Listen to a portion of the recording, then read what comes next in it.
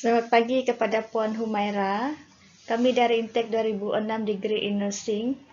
Grup kami terdiri daripada 3 ahli yaitu Bobiana Junin, diri saya sendiri Rosita Ruran dan Ratna Rati. Grup kami memilih tajuk yaitu kematangan media dalam hubungan etnik di Malaysia.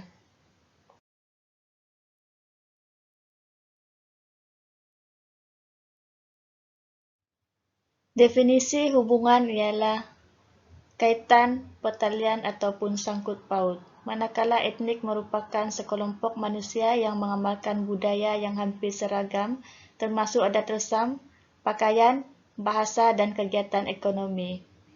Hubungan etnik merupakan pelbagai perkaitan atau pertalian antara etnik atau kaum, manakala media ialah alat atau perantaraan dalam komunikasi atau dalam perhubungan. Jenis-jenis media massa terdiri daripada 3 bahagian, iaitu media siaran, media cetak dan media digital. Media siaran terdiri daripada radio, televisyen dan filem, manakala media cetak terdiri daripada akhbar, buku, risalah dan komik. Dan di bahagian media digital ialah internet, blog, portal berita dan laman sosial. Sejarah perkembangan media di Malaysia. Penjajahan menjadikan Malaysia lebih cepat membangun dan berkembang dalam semua sektor. Penglibatan British dalam penerbitan surat khabar bermula dengan memperkenalkan The Government Gazette di Pulau Pinang pada tahun 1806, Singapore Free Press pada tahun 1825 dan Malacca Observer pada tahun 1826. Akhbar berbahasa Melayu diterbitkan selepas 70 tahun akhbar berbahasa Inggeris, itu pun dalam tulisan Jawi yang diberi nama Jawi Peranakan dan diterbitkan di Singapura pada tahun 1876. Jangka hayat akhbar ini tidak lama kerana 19 tahun selepas itu ia dihentikan. Bagi akhbar Cina, penerbitan awalnya adalah dalam bentuk majalah bercorak agama iaitu The Chinese Monthly Magazine. Akhbar-akhbar berbahasa Cina yang lain ialah The Universal Gazette, Latpao dan The Penang Sinpo. Didapati isu-isu yang diberi perhatian oleh akhbar Cina ialah perkembangan politik yang berlaku di tanah besar Cina berbanding isu-isu tempatan. Akhbar-akhbar berbahasa Tamil telah diterbitkan sejak tahun 1875 yang menyentuh isu-isu kebajikan masyarakat India di samping isu-isu di negara India. Antara akhbar ini ialah Singai Watamani, Ulaga Nesan, Singai Nesan dan Hindu Nesan. Isu-isu media dan hubungan etnik. Penerbitan akhbar di peringkat awal hingga selepas merdeka menyaksikan pelbagai sebab kenapa ia diterbitkan seperti berikut. Memberi fokus kepada perkembangan masyarakat etnik masing-masing, isu nasionalisme dan keagamaan. Masa hadapan Malaysia sedang bergerak ke arah modernisasi yang perlahan-lahan mengubah lanskap kehidupan masyarakat berbilang etnik. Cabaran ini semakin besar apabila penduduk Malaysia semakin meningkat dan penggunaan internet yang meluas. Dari proyeksi Worldometers, penyedia statistik global terpercaya, proyeksi jumlah penduduk Malaysia tahun 2020 iaitu sebanyak 32.7 juta. Kelompok miskin di luar bandar secara berangsur-angsur mula keluar daripada lingkaran. Kemunduran dan kemiskinan ke arah persaingan yang lebih terbuka apabila pembangunan mulai mendekatkan diri dengan kawasan tanah terbiar, kawasan kebun dan ladang. Proses modernisasi telah memandu kehidupan dan gaya hidup masyarakat untuk mengenali cara-cara hidup etnik yang berbeza-beza ini. Mengadakan program yang dapat mengeratkan perpaduan etnik ini. Justru, setiap kali musim perayaan, berita di muka hadapan akhbar dan televisyen akan memaparkan wajah-wajah pelbagai etnik sedang merayakan perayaan masing-masing. Kerajaan mula menjadikan sambutan perayaan sebagai acara penting peringkat kebangsaan. Ketika ini, Perdana Menteri atau Menteri Besar bergira-gira menghadirkan majelis makan dan persembahan sebagai sebagian daripada usaha-usaha perpaduan.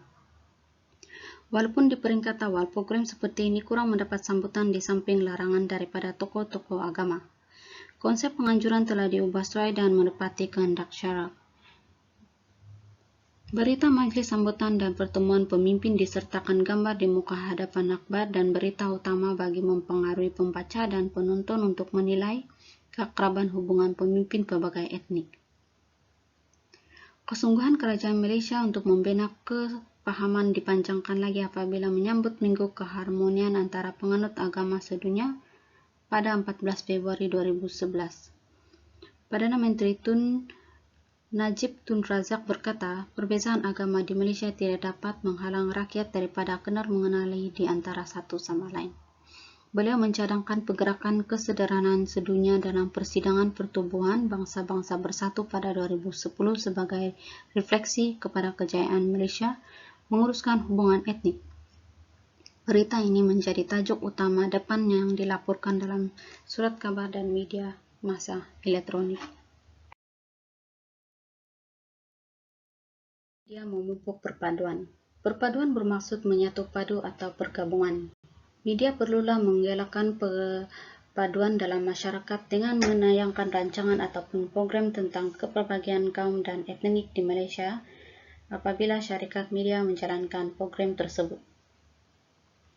Menurut Abdul Aziz 2012, media massa juga memainkan peranan berkesan untuk membantu memupuk perpaduan negara melalui penyampaian maklumat, pembentukan sikap dan pandangan rakyat serta penerapan nilai-nilai positif ke arah memajukan semangat perpaduan. Pengamal media dituntut supaya bertanggung jawab dan peka apabila menyetu dan melaporkan perkara yang dapat menjejaskan perpaduan dan pergabungan antara kaum dan agama. Mereka juga perlu memastikan bahwa laporan tidak melanggar Akta Hasutan 1948, Akta Mesin Cetak dan Penerbitan 1984, serta tidak menjejaskan atau menggugat ketenteraman awam dan keselamatan negara. Dalam pengamatan Sinclair 2010 berkaitan di antara etnik dan media, beliau mengkelompokkan 4 masalah yang dikenal pasti yaitu agama, hak istimewa Melayu, sengketa politik dan peluang-peluang persamaan. Kajian ini mendapati isu-isu yang dibincangkan adalah sensitif dan terbuka, namun ia bebas disiarkan oleh media. Contohnya isu agama yang melibatkan mahkamah syariah, perkawinan, murtad dan tuntutan jenazah mualaf yang disiarkan secara telus. Salah satu isu yang menjadi perdebatan ialah tuntutan jenazah mualaf yang meninggal dunia tanpa mengisyaratkan keislamannya secara rasmi. Dalam tajuk Syariah Court Declare Descent of Muslim oleh New Straits Times pada 5 Julai 2008, Mahkamah Syariah Parit Buntal telah mengisyaratkan Elang Geseverin Benedict adalah seorang Muslim biarpun isu berkenaan telah dibawa ke Mahkamah Tinggi. Elang Geseverin 34 mati kerana membunuh diri pada 22 Jun 2008 dan jenazahnya dihantar ke hospital Parit Buntal untuk bedah siasat. Bagaimanapun, keluarganya dimaklumkan tuntutan jenazah tidak boleh dilakukan kerana Elang Geseverin adalah seorang Muslim. Kedudukan etnik dalam sektor pekerjaan. Hak istimewa dan peluang-peluang pekerjaan, berita berkenaan pencapaian ekonomi, masalah sosial dan pendidikan dalam kalangan rakyat pelbagai etnik dapat diurus dengan baik oleh media. Selepas merdeka pada tahun 1957, rakyat Malaysia masih mengekalkan identiti mereka dengan pengenalan diri berdasarkan etnik. Kerajaan Malaysia menguruskan hubungan etnik telah mengundang perhatian orang luar untuk mengetahui pemula pengurusan etnik ini. Duta Jepun ke Malaysia, Masahiko Hoiri berkata, beliau kagum dengan konsep rumah terbuka yang diamalkan oleh masyarakat Melayu, Cina, India dan etnik Sabah dan Sarawak ketika musim perayaan. Kewujudan masyarakat multi-etnik telah mula mendapat pengiktirafan masyarakat Eropah melalui pemberian definisi baru ke atas maksud masyarakat moden. Pada awal abad ke-21 ini, Kepelbagaian masyarakat dan budaya telah menjadi tarifan standar tentang masyarakat modern yang dirujuk dengan nada yang lebih positif dan memasukkan elemen kepelbagaian sosial budaya bagi menjelaskan inti pati masyarakat modern itu.